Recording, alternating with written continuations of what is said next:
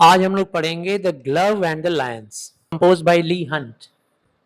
The glove and the lions बहुत ही interesting poem है, जिसके अंदर एक्चुअली में एक स्टोरी जैसा एलिमेंट को इंक्लूड किया गया है, लेकिन उसको पोएम के रूप में लिखा गया है।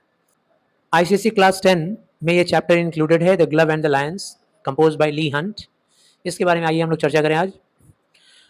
पोएम में एक छोटी सी कहानी है, और वो कहानी क्या चीज़ बता रही है? वो ये बता रही है कि लव, जो ह्यूमन इमोशन होता है ना, love between a man and women, that is all a kind of respect. Love means what? Service. Love means what? Respect. तुम किसी को कितना सेवा करते हो, तुम किसी को कितना रिस्पेक्ट करते हो, that is all you may define as love. Love का मतलब ये नहीं है कि हम शो ऑफ करें, अपना अभिमान दिखाएं, अपना घमंड दिखाएं। इसमें एक छोटी सी कहानी है। उस कहानी में एक कैरेक्टर है, एक लेडी है, जो भरी भीड़ में अपने प्रेमी का परीक्षा लेना चाहती है। दुनिया को दिखाना चाहती है कि मेरा जो लवर है वो हमको बहुत प्यार करता है और मेरे लिए अपनी जान भी दे सकता है। कहानी में दो शेर लड़ाई कर रहे होते हैं। ये एक तरह का रॉयल स्पोर्ट्स है। दोनों शेर लड़ाई कर रहे हैं, बहुत ही खतरनाक लड़ाई कर रहे हैं। उसके बीच में इंसान तो जा ही नहीं सकता है। ऐसे सिचुएशन में वो लेडी क्या करती है? प्लान बनाती है कि भरी भीड़ के अंदर, जहाँ सैकड़ों लोग उस रॉयल स्पोर्ट को विटनेस कर रहे हैं, एक्सपीरियंस कर रहे हैं, देख रहे हैं, मजे कर रहे हैं, वहाँ पे वो सोच रही है कि मैं अपना रुमाल उस गड्ढे के अंदर डाल दूंगी जिसके अंदर वो दोनों शेर लड़ाई कर रहे हैं, खूंखार शेर, और मेरे प्रेमी को मैं इशारा करूंगी कि जाओ, मेरा रुमाल गिर गया है, वहाँ से निकाल के लाओ। और सैकड़ों लोग देख रहे होंगे, बहुत सारी वुमेन भी होंगी, लड़कियां भी होंगी, सब लोग देख रही होंगी। सबके अंदर एक जलस पैदा होगा कि मेरा चाहने वाला हमको इतना चाहता है कि मेरे लिए अपनी जान दे सकता है। और वो उस गड्ढे के अंदर कूदेगा, लड़ते हुए दोनों शेर के पास नज़दीक जाके मेरा रुमाल उठा के लेके आएगा, मुझे देगा। इससे मैं दुनिया को शो कर पाऊंगी कि मेरा होने वाला हस्बैंड या मेरा प्रेमी कितना बहादुर है और हमको कितना प्यार करता है। अल्टीमेटली क्या होता है वो हम लोग पोएम के एंड में देखेंगे। ली हंट जो है ना, वो एक रोमांटिक पोएट है। रोमांटिक पोएट मतलब इंग्लिश में रोमांसेस जो हम लोग कहते हैं ना, romance, that is not the romance that he is signalling. यहाँ रोमांटिक का मतलब होता है कि नेचर लवर, जो नेचर का प्रेमी होता है, जो पोएट, उसको बोलते हैं हम लोग रोमांटिक पोएट। ऐसे पोएट्स नेचर के बारे में बताते हैं कि नेचर कितना इमॉर्टल है, कितना लविंग है, कितना केयरिंग है। नेचर नहीं तो कुछ नहीं। ऐसे टॉपिक्स के ऊपर लिखने वाले जो पोएट्स होते हैं, they are called romantic poets. तो कहानी, मतलब पोएम में जो छोटी कहानी है, उस कहानी में सबसे पहला कैरेक्टर कौन है? King Francis. ये जो किंग फ्रांसिस थे, एक राजा थे पुराने समय में, बहुत पहले की बात है। वॉज अ हार्टी किंग, बहुत ही दिलेर राजा थे, मतलब full of fun and laughter, full of life, ठीक है ना, बहुत ही लाइवली थे, कहने का मतलब हैप्पी मूड वाले, ठीक, खुशहाल, hearty king. And loved royal sport, और उनको एक रॉयल स्पोर्ट पसंद था। रॉयल स्पोर्ट मतलब राजाओं वाला स्पोर्ट। तो पुराने ज़माने में राजा महाराजाओं वाला स्पोर्ट क्या होता था?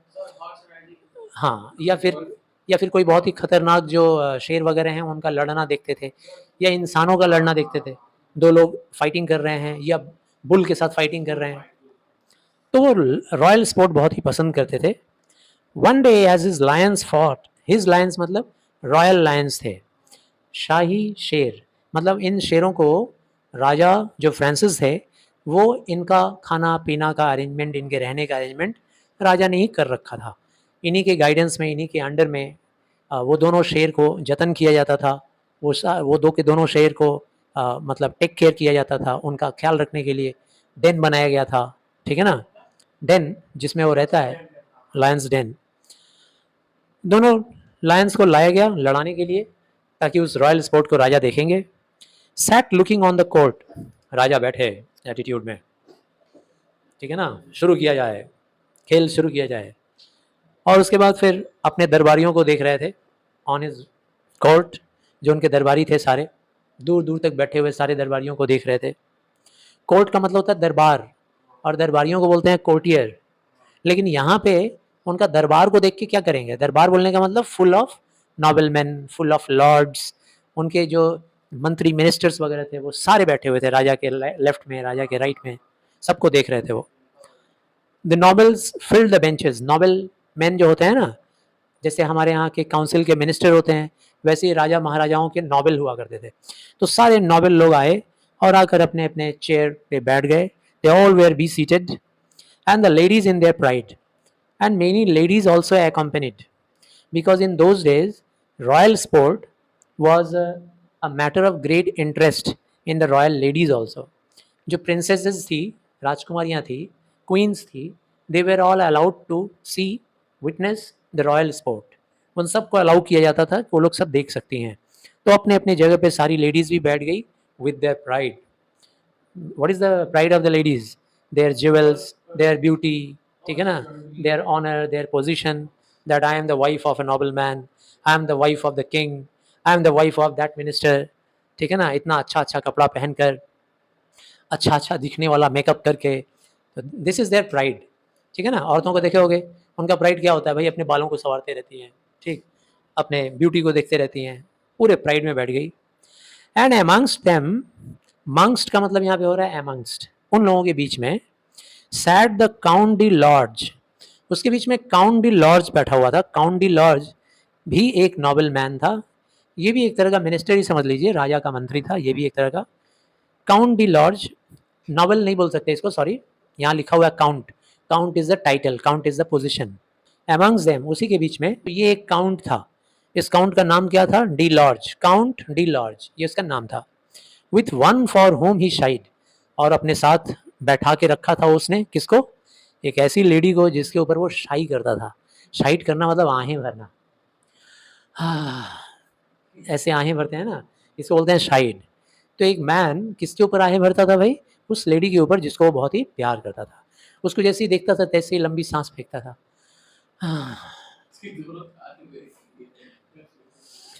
With one for whom he sighed, मतलब the lady whom he loved, उसके साथ वो बैठा हुआ था। And truly it was a gallant thing to see that crowning show, सच में वो गैलेंट थिंग था, बहादुरी वाला काम, to see that crowning show, ऐसा खतरनाक राजाओं महाराजाओं वाला शो देखना अपने आप में एक गैलेंट एक्टिविटी था, अपने आप में एक गैलेंट काम। ठीक है ना, गैलेंट काम बोलने का मतलब क्या है, बहादुरी वाला काम। सोचो, कभी भी डिच के अंदर से निकल के वो शेर बाहर आ सकता है, कभी भी एक दो लोगों को भूख मिटाने के लिए चीर फाड़ के खा सकता है ना। तो ऐसे शेर के आसपास में बैठकर, ज़्यादा दूर नहीं है वो शेर, सामने खड्डा है, खड्डे में दोनों शेर लड़ाई कर रहे हैं, और उससे ऊपर थोड़े जगह पे प्रोटेक्टेड प्लेस पे ये लोग बैठे हुए हैं। अगर वो लोग शेर चाहे तो कूद के जंप करके आ सकता है। तो ऐसे शेर का ये क्राउनिंग शो देखना, it was a gallant thing. Valour and love, valour का मतलब होता है बहादुरी, एंड लव, लव मीन्स प्यार, and a king above and royal beasts below. Valour and love यहाँ पे सिम्बॉलिकली यूज किया गया है। बड़े से बड़े बहादुर लोग वहाँ बैठे हुए थे, हीरोइक एक्टिविटी वाले लोग, हीरोइज्म दिखलाने वाले लोग। एंड लव, और वो लोग भी बैठे थे जो अपनी प्रेमिका के साथ बैठे थे, वो लड़कियां भी बैठी थी, महिलाएं भी बैठी थी जो अपने प्रेमी के साथ बैठी थी। वहाँ प्यार करने वाले भी बैठे थे, और वहाँ हीरोइज्म दिखलाने वाले वॉरियर भी बैठे हुए थे। हर किस्म के लोग थे, वॉरियर भी थे। वैलर का मतलब यहाँ क्या हो रहा है, साहसी कारनामा दिखलाने वाले, बहादुरी दिखलाने वाले वॉरियर भी बैठे हुए थे। लव करने वाले लोग भी, सॉफ्ट स्पीकिंग, सॉफ्ट हार्ट रखने वाले लोग भी वहाँ बैठे थे। और राजा भी बैठे हुए थे थोड़ी ऊंचाई पे, और नीचे खड्डे में रॉयल बीस्ट, वो शाही जानवर नीचे थे, लड़ाई कर रहे थे। रैम्ड एंड रोर्ड, रैम्ड का मतलब क्या होता है भाई, अग्रेसिव, खतरनाक, भयानक, रैम्ड। एंड रोर्ड, रोर्ड का मतलब द लायंस, लायंस जो थे वो क्या कर रहे थे भाई, रैम्पिंग कर रहे थे, मतलब एग्रेसिव होकर के, मुंह बना बना के, भयानक भयानक मुंह, बड़ा बड़ा जबड़ा फाड़ के, और रोअरिंग कर रहे थे विद हॉरिड लाफिंग जॉज। और उनका जो जॉज था ना, जबड़ा, वो मुंह ऐसे खुल रहा था बड़ा सा, जैसे लग रहा था कि किसी का सिर अपने अंदर चबा लेंगे, इतना बड़ा मुंह खोल रहे थे। हॉरिड, हॉरिड मतलब भयानक। लाफिंग, जबड़े फाड़ के जब वो लोग मुंह बाहर रहे थे ना, तो जैसे लग रहा था कि वो शेर दोनों हंस रहे हो, हंसते हुए नजर आ रहे थे दोनों, जैसे गब्बर हंस रहा होगा मुंह बाके हंस रहे थे, ऐसे वो शेर हंसते हुए नजर आ रहे थे, लेकिन हंस नहीं रहे थे एक्चुअली में वो लोग, बहुत ही भयानक दिख रहे थे। हॉरिड, हॉरिड मतलब भयानक, दिखने में लग रहा था हंस रहे थे। दे बिट, एक दूसरे को काट रहे थे, ठीक है ना, दोनों शेर। दे ग्लेयर्ड, एक दूसरे को एकदम आंखें चमकाते हुए देख रहे थे खूब जोर से, बड़ी बड़ी आंखें करके, भयानक आंखें। गेव ग्लोज लाइक बीम्स, और एक दूसरे के ऊपर अटैक कर रहे थे अपने पंजों से, अपने मजबूत हाथों से, पैरों से, लाइक बीम्स। बीम्स कैसा होता है भाई, तो जो बड़ा बड़ा गर्डर्स होता है ना बिल्डिंग बनाने में, सीलिंग को सपोर्ट करने के लिए हम लोग गर्डर लगाते हैं, बीच में देखोगे लोहा लगा रहता है, उस दीवार से इस दीवार तक, इस दीवार से उस दीवार तक, ठीक है ना, बीम्स उसको बोलते हैं, लोहे का होता है, सरिये का बना हुआ। तो कहने का मतलब लोहा जितना मजबूत होता है, बीम्स जितना मजबूत होता है, उतनी मजबूत अटैक कर रहे थे वो लोग, उनका अटैक उतना मजबूत था। A wind went with their pause, और पंजों से जब अटैक कर रहे थे ना, तो हवाएं वहां पे चारों तरफ फैल जा रही थी।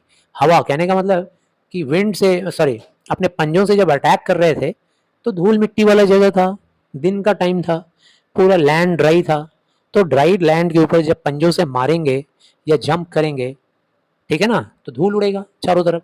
तो वही बोला गया है कि wind went with their pause, उनके पंजों में से हवा, धूल सब बाहर दिखाई दे रहा था।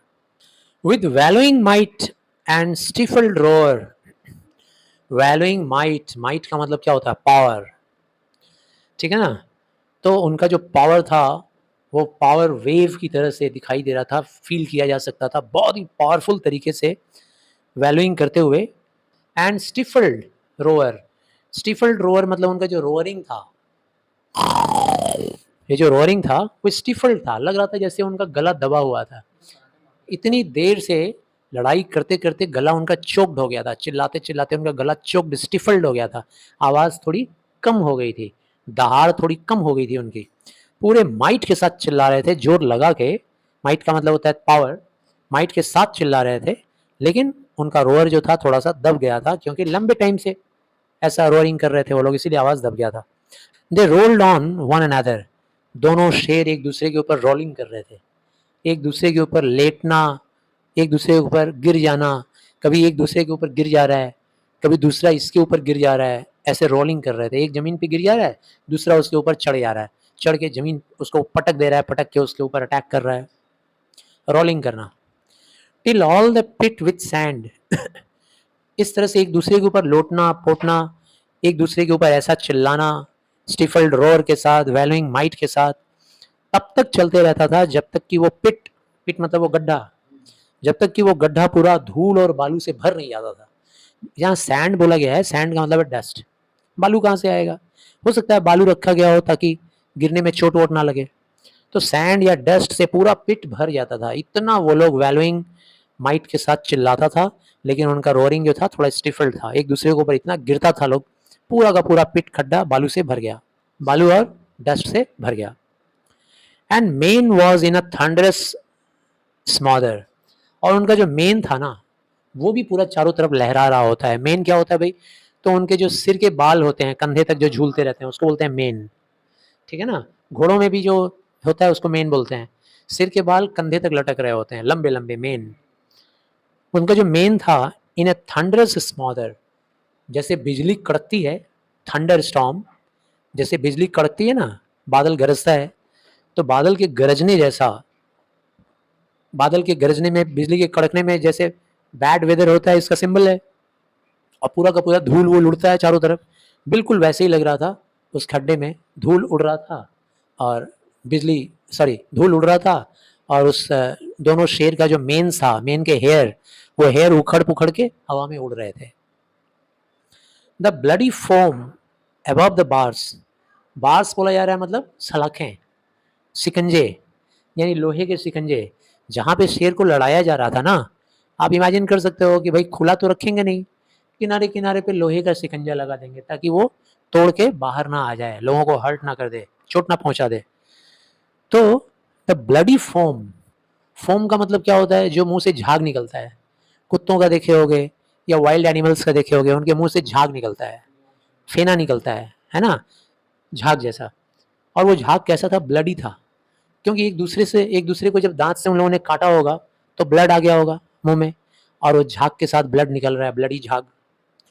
The bloody form above the bars. और जोर जोर से फिल्मों में देखे होगे, जब हीरो किसी विलन को मार रहा होता है मुंह पे, तो मारने से उसके मुंह से जो झाग वगैरह होता है ना विलन का, या उसके मुंह से सलाइवा वगैरह ऐसे उड़ता हुआ दिखाई देता है, पसीना वगैरह उड़ रहा होता है ऐसे। इमेजिन कर पा रहे हो?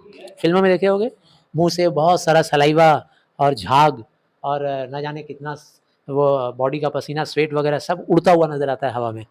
तो दोनों शेर जब लड़ रहे थे ना, तो ऐसे ही झाग उड़ रहा था वहां पे। केम व्हिस्किंग through the air.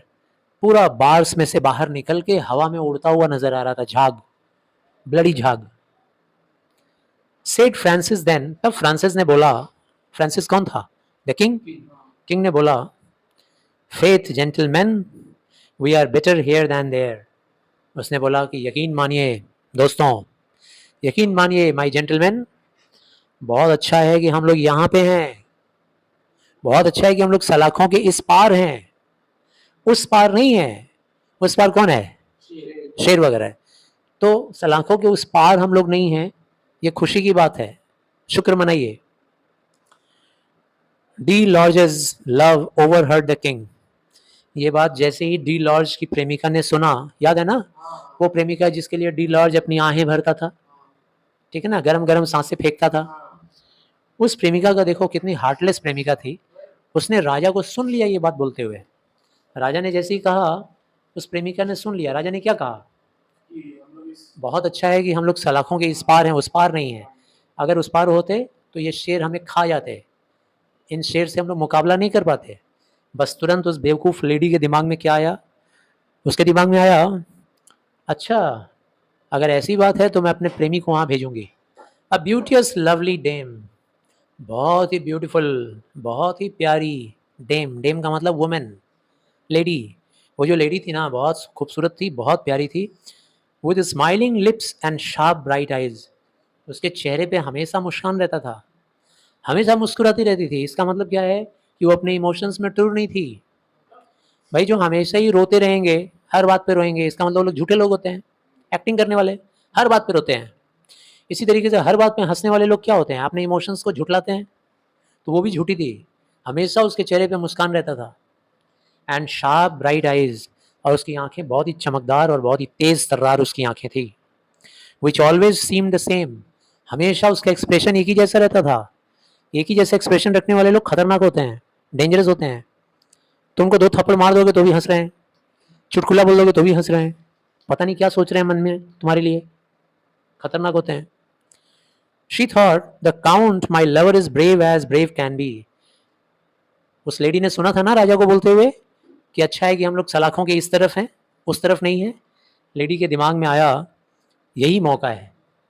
The count my lover is brave as brave can be. उसने सोचा कि चलो यही मौका है दिखाने का कि मेरा जो काउंट है ना, मेरा जो लवर है द काउंट, वो उतना ब्रेव है जितना कि ब्रेव होना चाहिए। मतलब जो डिग्री ब्रेवरी का होता है ना, जिस डिग्री पे, जिस लेवल पे हम लोग किसी को अपग्रेड करते हैं कि वो ब्रेव है, किसी को हम लोग ब्रांड लगा देते हैं कि ये बहुत ही बहादुर आदमी है, उस लेवल का, उस डिग्री का ब्रेवरी मेरे काउंट के अंदर है, और ये दिखाने का ये अच्छा मौका है। He surely would do wondrous things to show his love of me. अगर मैं उसे कह दूंगी तो वो जरूर वंडरफुल एक्टिविटीज़ में लग जाएगा, कुछ ना कुछ हैरान कर देने वाला चीज़ वो कर सकता है।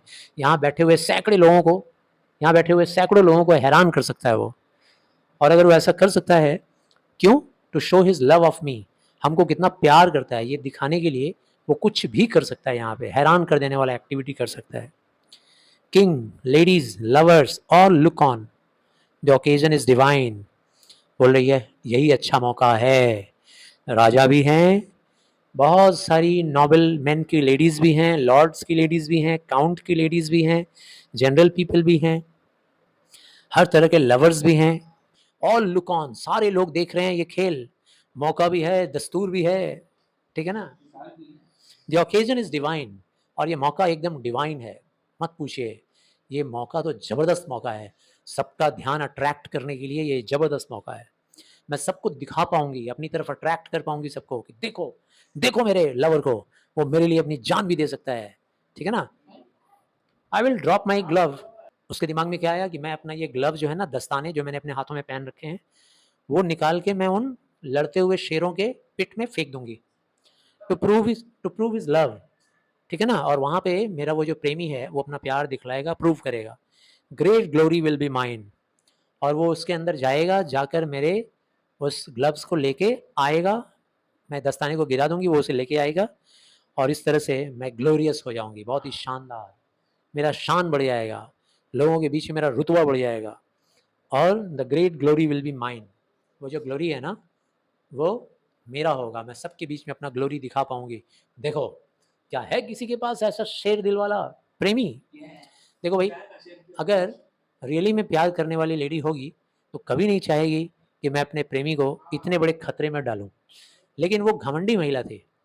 जो घमंडी महिलाएं होती हैं वो अपने पति के पैसे के ऊपर घमंड करती हैं, वो उसके रूप और शक्ल के ऊपर घमंड करती हैं, वो उसकी बहादुरी पे घमंड करती हैं और दूसरे को दिखाना चाहती हैं।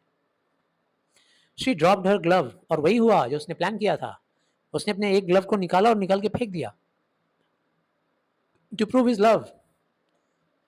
और उसका लव प्रूफ करवाने के लिए उसने उसकी तरफ देखा। किसकी तरफ? अपने प्रेमी की तरफ, काउंट डी लॉर्ज की तरफ, और देखकर मुस्कुराई। इस मुस्कान में क्या मीनिंग था? मेरा ग्लव, मेरा ग्लव गिर गया, प्लीज लेके आओ ना। ही बोर्ड, बहुत रिस्पेक्ट करता था वो अपने प्यार को। उसने अपने सिर को नीचे झुकाया, एक बार बो किया, जैसे हम लोग प्रणाम करने में बो करते हैं, नमस्ते करने में। एंड इन अ मोमेंट, और एक पल में वो कूद गया लायंस के बीच में। जो जंगली लायंस लड़ाई कर रहे थे उनके बीच में कूद गया। द लिप वॉज क्विक, एकदम शेर की तरह से वो भी लिप किया था, जैसे शेर लिप करता है वैसे वो भी लिप किया, बहुत ही तेज चीते की तरह से कूदा। रिटर्न वॉज क्विक, और तुरंत लेके आ गया, ग्लव को वापस लेके आ गया। शेर लोग कुछ नहीं कर पाए।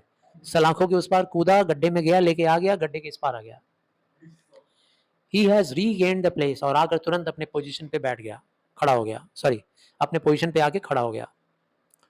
देन थ्रू द ग्लव, उसके बाद उसने उस ग्लव को फेंक दिया, हाथों में दिया नहीं, बट नॉट विथ लव, प्यार से हाथों में नहीं दिया कि लाओ मैं तुम्हारा सामान ले आया हूं और तुमको प्यार से दूं, ऐसा नहीं। उसके चेहरे पे, उसके चेहरे पे उठा के फेंक दिया ग्लव। चेहरे पे फेंकने का मतलब क्या होता है? इंसल्ट करना। उसने उसकी औकात दिखा दी। ले पकड़ अपना ग्लव, उस वक्त तूने कहा था फेंकने के लिए, लाने के लिए, उस वक्त तूने कहा था लाने के लिए, तो मैंने रिस्पेक्ट पे किया, अपने प्यार का सम्मान रखा और ले आया, और अब आवाज़ के बाद मेरे दिल में तेरी कोई जगह नहीं। उसके मुंह पे मार दिया लाके। ये देखने के बाद किंग फ्रांसिस बहुत खुश हो गए, और उन्होंने उस काउंट को बोला, बाय गॉड, राइटली डन, सच में भगवान साक्षी है इस बात का, एकदम सही किया तुमने, जबरदस्त काम किया है। ही रोज फ्रॉम वेयर ही सैट, जहां राजा बैठे थे वहां खड़े हो गए तुरंत, अप्रिसिएट करने के लिए, प्रेज करने के लिए, प्रशंसा करने के लिए। उन्होंने उस आदमी को एडमायर किया, काउंट डी लॉर्ज को, और एडमायर करके बोला, नो लव कोथी। कोथी मतलब उन्होंने बोला no love, there is no love in that lady for you, but vanity, there is no love in her for you, there is only vanity. सिर्फ घमंड है, घमंड, घमंड से वो चूर है लेडी। ऐसी घमंडी औरतें ही sets love a task like that, ऐसी घमंडी औरतें ही अपने प्रेमी को इस तरह का टास्क करने के लिए मजबूर करती हैं। ऐसा टास्क, ऐसा काम करने पे मजबूर करती हैं कौन? जो घमंडी लेडी होती है, अभिमानी होती है, जिसके पास हार्ट है, जिसके पास रियली में फीलिंग्स है अपने होने वाले पति के लिए, अपने मैन के लिए, वो कभी उसको इस खतरे में नहीं डाल सकती। अच्छा किया तुमने, एकदम मुंह पे मारा, बहुत बढ़िया। तो आई गेस पोएम समझ में आया। Next day we shall practice over it. Thank you very much.